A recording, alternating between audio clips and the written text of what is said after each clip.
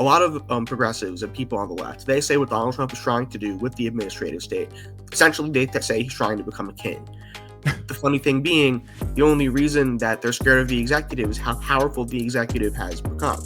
Why is the executive so powerful? Because it's easier to give the executive things to do than to do your job yourself. Instead of focusing on winning arguments, we're teaching the basic fundamentals of sales and marketing and how we can use them to win in the world of politics, teaching you how to meet people where they're at on the issues they care about. Welcome to The Brian Nichols Show. All right, and with that, joining me here on The Brian Nichols Show, Ryan Silverstein from Young Voices. Ryan, how you doing today? Doing very well. How are you? Can't complain. Happy Saturday. Peek behind the curtain. We are recording here on a not so sunny Saturday in eastern Indiana, which I was enjoying the springtime crack that is like one day of 60-degree weather and sunshine, only to get hit with the next day 30 degrees and snow showers. So, Ryan, that's what's going on in my neck of the woods. But do us a favor before we jump into today's conversation, talking all things about the National Labor Relations Board, NLRB. We did this beforehand. I still can't remember the acronym. But anyways, Ryan, introduce yourself here to the Brian Nichols Show. And why is this a topic we're so focused on today?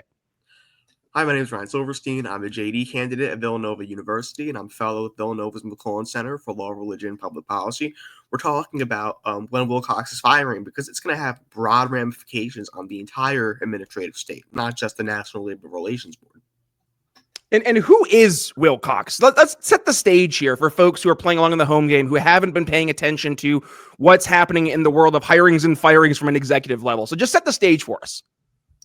So Gwen Wilcox, she is an attorney. She was the chair of the National Labor Relations Board. She was named by Joe Biden as chair back on December 17th. And because she was heading the National Labor Relations Board, her term was set to last for, I think, like 5 years, might be a little shorter than that. But her term was going to last basically the entire Trump presidency, and it would have stripped a lot of power from Trump over labor regulations, right? And Donald Trump wasn't very happy about that. So he was like, you know what? I'm just going to fire her. And to a lot of legal scholars, that was wrong, especially when Wilcox thought it was wrong, because there is precedent that says, hey, heads of independent agencies like the National Labor Relations Board, you can't fire them without cause, which means like if they show up to work drunk, if they don't show up and do work, if they commit something like corruption, right? You can't fire them. And that's President Trump said, no, I'm the president. I can fire who I please in the executive branch. So there's kind of this battle set up now within our legal system as to who's right. Is precedent going to be upheld, or is this new theory of executive power going to be advanced? So talk to us about the true breakdown here, because I'm in the business world, right? And anybody who's in the private sector, they hear, okay, the CEO says you're firing somebody. That seems to make sense, right? And then you look at President Trump being the head of the executive branch, and I believe, and keep me honest here, Ryan, the NLRB, the NLRB, that technically falls under the jurisdiction of the executive branch, no?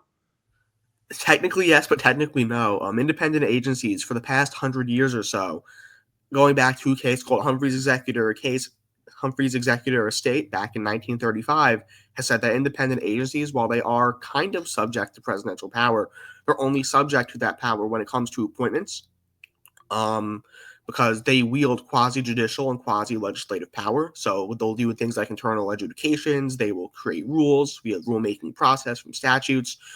And the idea is, hey, independent agencies consist of experts who need to be able to create policy without being afflicted too much by the political processes. Therefore, the technocratic interest outweighs any democratic one, because we want experts to make good policy with their judgment. Now, the problem being, our Constitution, it doesn't leave room for independent agencies. That's why there's this theory of executive power that a lot of conservatives are fans of. It's called the unitary executive theory. The idea being the vesting clause of Article 2 of the Constitution only vests the president with executive power. Therefore, all agencies created by Congress, they exercise power at the behest of the executive. Why? All executive power flows directly from the executive to these administrative agencies. Well, it just sounds like, and Ryan, this might be my ignorance speaking here, but you mentioned a key word. These independent agencies are responsible from an expert standpoint of implementing, what was the key word? policy, right? And hey, maybe this is me back when I was in college, learning about our civics, right? But I keep me honest here, Ryan. I always thought that the executive branch was the one who would carry out the laws, right? Enforce the laws, but it was Congress who creates laws and then in essence creates policy. No? Yes, but no. What Congress has done with these independent agencies, yes, everything's yes, but no. Congress, they create policy, sure, yes, but what they've increasingly done over the last 100 years, I'm going back to really this started in the New Deal, where Congress, they would pass somewhat ambiguous statutes, and then they would say to agencies, you have the power to enforce these statutes by making rules. That's why we have a whole rulemaking process called the Administrative Procedure Act that all administrative agencies, independent and not, have to follow.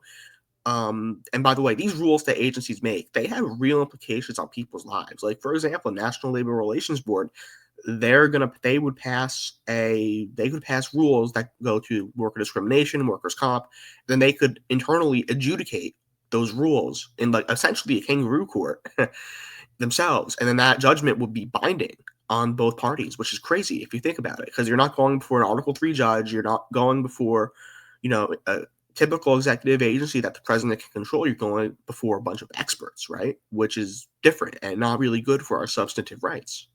Well, and it just feels like this is a delegation of authority and responsibility away from the congressional side of the House, more towards these. And I know it's yes, it is unelected federal bureaucracies in essence, right? But it goes back to, well, I'm running for Congress every 2 years, or I'm running for Senate every 6 years. And if I vote for a piece of legislation from a policy prescription standpoint that my constituents aren't 100% in favor of, I might lose my seat, Ryan. So therefore, it's just easier to delegate away this responsibility and authority from actually making laws, making policy to these unelected bureaucracies. And now it just feels like going back to this whole idea of checks and balances, that at the very least, the executive starting to in this case, the president, right, starting to say, well, hold tight here. If you're delegating the responsibility, Congress, towards me and under technically my jurisdiction, doesn't it make sense from a checks and balances standpoint to actually be the check and balance?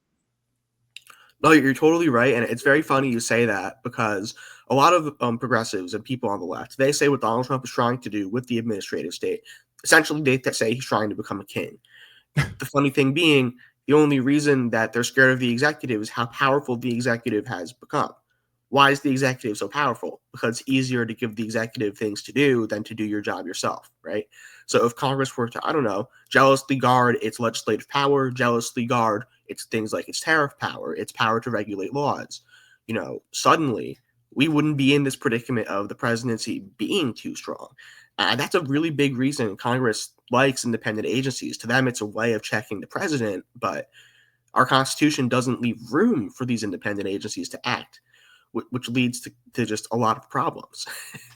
Well, and this is where I think we're finding the political discourse today really devolve when you look at the greater public, because there seems to be very much this discrepancy between the folks who, and I'm sorry, it's going to sound like I'm dismissive here, but the folks who are, ostrich head in the sand versus the folks who are, aware of how your actual civic processes are supposed to work. It goes back to the basic understandings of how our American government system was built, right? And just to see today, where there's been such a perversion of the checks and balances, there's been such a perversion of the roles and responsibilities of these different branches of government, but also therein the different entities that compose these branches of government. Like I look at where we are today, and from an electoral or an electorate standpoint, that is, it feels like a lot of the folks that we have voting for elected officials nowadays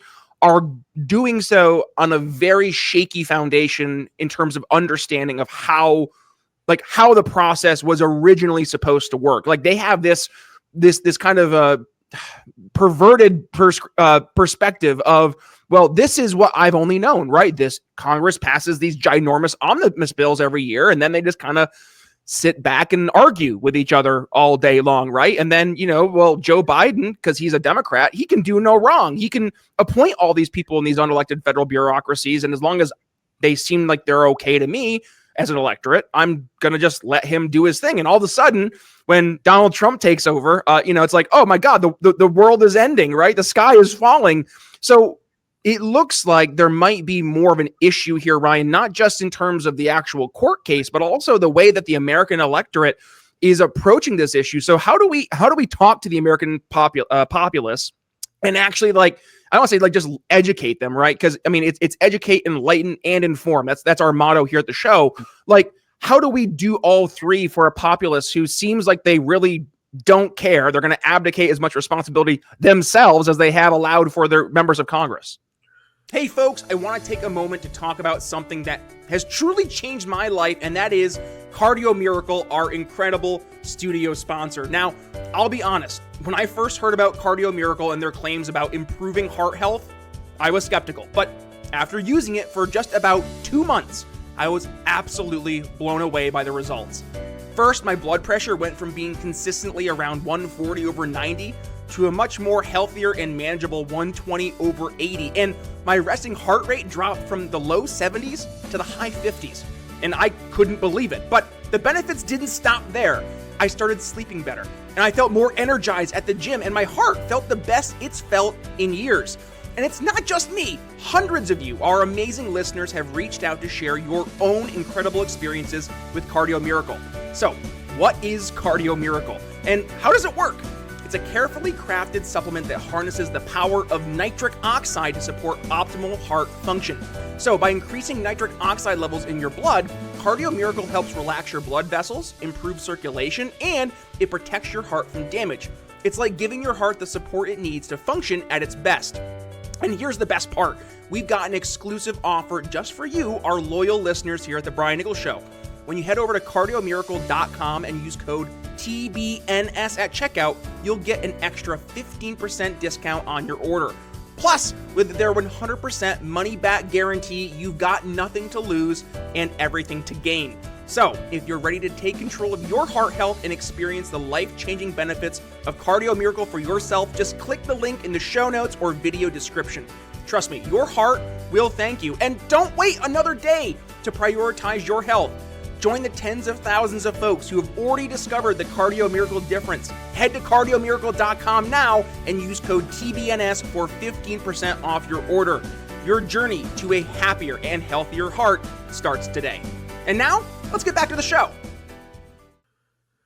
Well, first, I think we need to keep having conversations like this on this show. That's really important. But more importantly, I think most political parties, by the way, Republicans do this too. They're not interested in educating the public. Both political parties are more concerned with passing on the buck to the other guy.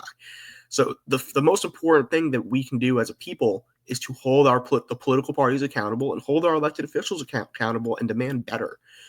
For example, a big progressive concern, right, is that, we don't want political pressures on independent agencies because, that's going to lead to bad outcomes. But if you ask me, most of our fiscal policy, most of the stuff the NLRB does or other independent agencies like the Federal Reserve, most of what they do can already be legislated by Congress. They just choose not to do it. Congress, right. For example, tomorrow, Congress could pass a law that says we are going to set the interest rates really low for the next 30 years.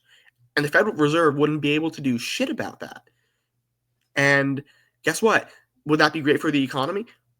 Maybe, but in the long term, it would probably lead to a lot of inflation. But guess what? Congress can do that if they want. So this idea that experts just have to be in control and politics can't get involved, not true. Politics can get involved tomorrow if Congress really wanted to. They just choose not to. Yeah, well, and by the way, I think this conversation has gotten to where it is today. It was like we've seen the proverbial foot hit the accelerator, right? All pedal to the metal over the past 5 years, specifically during an era of COVID where everything, right, was trust the experts, trust the science, and we're going to delegate all authority and, frankly, critical thinking skills to these so-called experts in these institutions of federal bureaucratic power who, yes, they have their expertise, but they're unelected, right? They're no more powerful than the plumber, right? And I say they shouldn't be more powerful than their plumber when it comes to public health. They should just have opinions. They should have guidance, right? But it turned into, Ryan, edicts. And you mentioned this. We're going to go full circle here. it turned into now these federal bureaucracies and these so-called experts making policy, telling folks that no, we're gonna mandate that you stay home, or you're gonna stick 6 feet away from people, or you're gonna put an experimental jab in your arm, or you're not gonna go to work because you're considered not essential, or if you are gonna go to work, we're gonna force you to get a vaccine. Like all these questions that should have been permitted at the very, like, if we're going to make the argument, those should have been congressional conversations, not just, Anthony Fauci or Deborah Birx or Susan Collins decided, not Susan Collins, Walensky, Rochelle Walensky. I don't know why I said Susan Collins, Maine senator. She just popped in my head. But like you see all those different bureaucrats there who they're just going to say, we're going to do this. This is the policy prescription. If you question this, you're anti-science, you're anti-expert, right? It feels like it comes down to, we got to like start holding our members of Congress accountable. And yet, Ryan, and this is where the challenge comes in, right? We look to the future. You look at your average voter. They will look at Congress with disdain. They'll give them, low single digits, if you're lucky, in the teens approval rating. And yet when it comes to my congressman, right, and their reelection rate, it's in the 90 percentile, right? So right there seems to be a discrepancy. We have a populace who recognizes that Congress sucks. They're abdicating responsibility. They're not doing their jobs. And yet I'm going to keep electing it because my guy's doing the right things, right? So how do we bridge this gap? How do we go from where we are today to where we can be in the future, specifically looking at regulations, policies, and trying to restructure, reformat, whatever term you want to use, this battle between unelected federal bureaucrats making policy and, I don't know, Congress actually doing their jobs? Yeah, I think the best thing you can do is, go to your town hall and talk to your congressman. I mean, we're already seeing Democrats do that to display their displeasure for things like DOGE, right? At the end of the day, if you want something, you have to go out and fight for it. You can't just sit back, because if you're quiet, the people with the loudest voices are the only ones that will be heard. So you have to go out there and you have to say, no, this is what I demand of you. I want to hold you accountable. Do your job. It's all about, I guess, taking responsibility for politics. Something is that our framers envisioned, right? They wanted a virtuous and involved public, and we've kind of lost that. So let's get back to that. Let's become virtuous again. Let's start fighting for our core values again. Oh man, I'm gonna sound like such a downer here, and I hate that I'm even doing this. Like, so Ryan, back to the average person though, do they care? Like, are they actually going to get involved and try to make things better? Because as I look at the past election cycle, the folks who voted are the folks who maybe, or let me rephrase that, the folks who were active in the voting process, like they're going out, getting people to the polls, like they were maybe more aware of this than most. But when I go talk to your average person, they're more focused on the problem than they are the cause, right? It's when you go to the doctor's office. Oh, my tummy hurts. Okay, why? I don't know. My tummy hurts. And it feels like America is feeling my tummy hurting, right? But they're refusing to acknowledge that the reason their tummy hurts is because last night they downed an entire 12-pack of Budweiser while at the same point in time eating an entire pizza and then, eating more and more sweets and garbage. Like, you have to, as the American public, kind of point the finger at ourselves at some point, no? No, you're right. Listen, part of our governing is reflection and choice, right? And right now we're lacking the reflection part, and we do need to get back to reflecting on our choices. And what's the key to that? Again, being virtuous, being vigilant, and guarding our civil liberties. And right now we're not doing that, and it's not really a good thing. No, not at all. Well, how about this, Ryan? I would love for you to paint two pictures for us, right? One, if we continue down the path that we have been going, right? This unelected federal bureaucracy putting out policy, be it good or bad, and just continuing the path that has been going. Or if we look at this case with the NLRB, got it right this time, right? And this does set some precedent saying, okay, hold on. President is going to start, reining back some of these executive overreach from the federal bureaucracies, ironically enough, by giving himself more power. But it doesn't really feel like it's more power because it's supposed to be his branch anyways. I digress. And then, saying, okay, now let's start to turn this back towards Congress. So paint those two pictures. We stay on path A, or we choose to go down path B. What does the future look like for us? So for path A largely looks the same as it does now.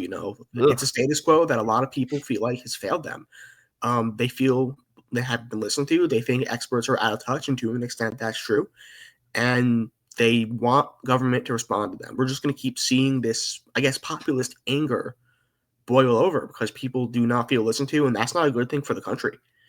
Path B, I'm very optimistic for Path B. The Supreme Court, we go down this road. I'm just going to say the Supreme Court has already started reining in independent agencies.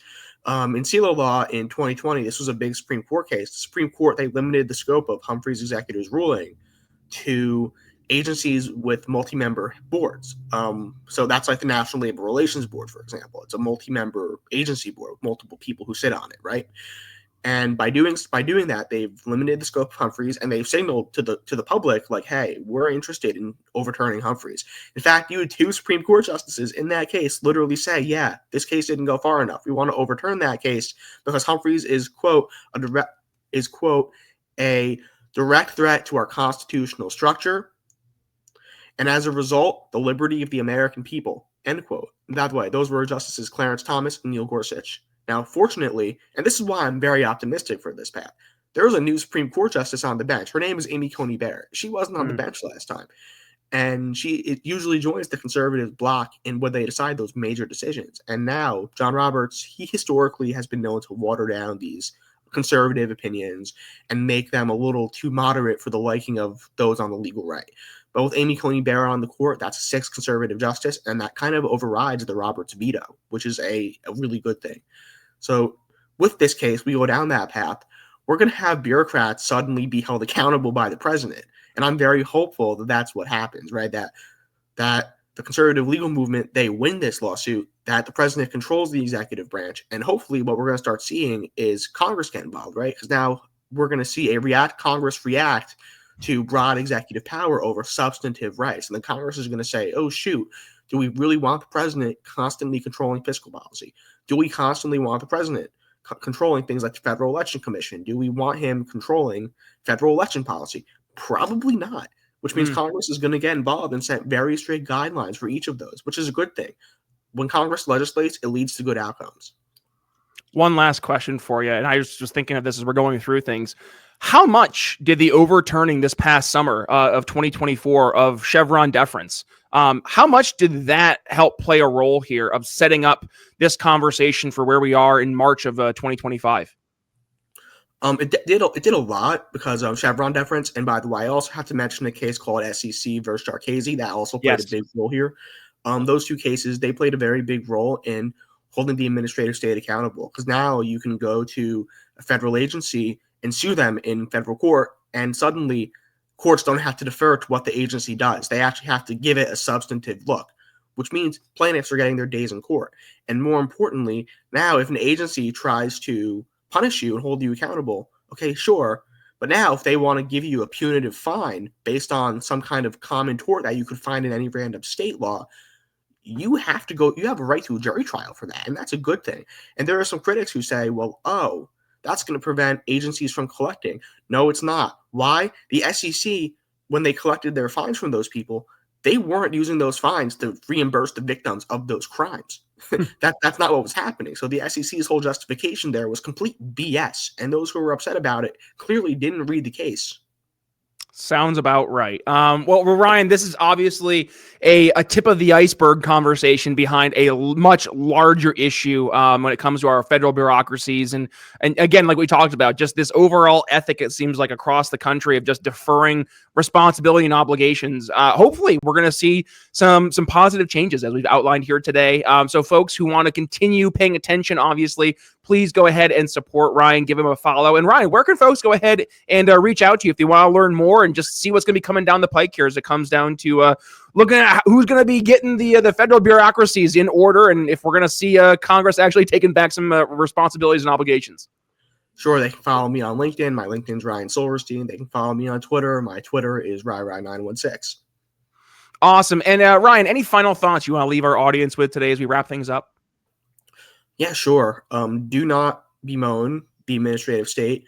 Go to your members of Congress and hold them accountable. Be involved. This is what the founders wanted. They wanted a citizenry that was actively involved in public life, and that includes politics. I love it. Ryan Silverstein, you're joining us from Young Voices. Can you give us a little peek behind the curtain of Young Voices, all the great things you guys are doing over there? Yeah, so Young Voices is an organization that promotes classical liberal values. And they do great stuff. You know, they do the Dissident Project, for example, which has a bunch of people who were victims of authoritarian regimes like China and Russia and Venezuela. And they go to classrooms, they talk to people, and they educate them on what socialism actually is and what it actually looks like. We have various. Oh, go ahead. Sorry. I was going to say, we also have various contributors who write about various topics, including tariffs, TikTok, right, and other various regulations. Yep, I was just going to say, we had William Dunstan here on the show back aired this past week. You're talking about increasing the age of retirement and pension accessibility, I think it was, up in Canada. So yeah, we've had a lot of guests here on the Brian Nichols Show who are Young Voices contributors. I love Young Voices. So if you are young and you have a voice and you want to get involved with Young Voices, please go ahead and reach out to yours truly or reach out to Ryan. I'm sure we could go ahead and point you in the right direction. And as always, our good buddy Caleb Franz, he's doing amazing work over there at Young Voices as well. So a shout out to our good buddy Caleb. And by the way, I think right there, we're going to go ahead and put a pin in today's conversation, Ryan. This has been a lot of fun. And folks, please go ahead, reach out to yours truly at B Nichols Liberty. You can find me on Twitter, on Facebook, on YouTube, on Rumble, wherever it is you consume your podcast content, your video content. You can find the Brian Nichols Show. And of course, you can go ahead and reach out to yours truly, Brian at briannicholsshow.com. Let us know your thoughts in our emails or head down below into the comments. Let us know your thoughts as it comes to executive power versus congressional power. We're going to go ahead and keep an eye on this conversation. And obviously, Ryan, you have an open door policy to come back here on the show, just like it's 1899. Sound good? Yes. Awesome. All right. Ryan Silverstein, thanks for joining us here on the Brian Nichols Show. We'll talk to you soon. Thank you. Thanks for listening to the Brian Nichols Show. Find more episodes at briannicholsshow.com.